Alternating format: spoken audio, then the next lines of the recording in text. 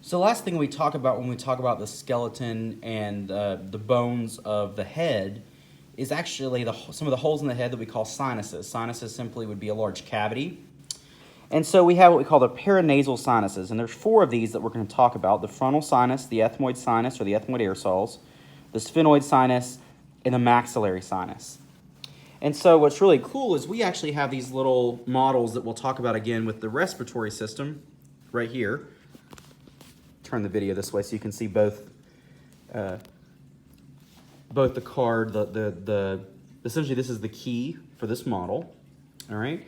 But we can see these sinuses actually a little better here than we can on the skeleton itself because these are pockets inside of the various bones. And you can actually see here, this is an example, this is the frontal sinus, and the frontal sinus is totally surrounded by bone, okay?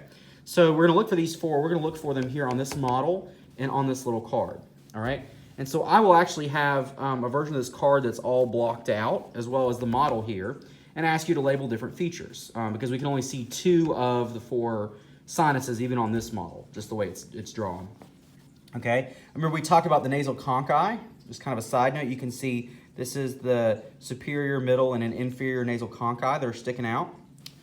And then these two little pockets here and here are two of the sinuses. This is the frontal sinus inside of the frontal bone, and this is the sphenoid sinus inside of the sphenoid bone, which makes sense, right? Because the sphenoid bone is this deep section close to the cranial cavity.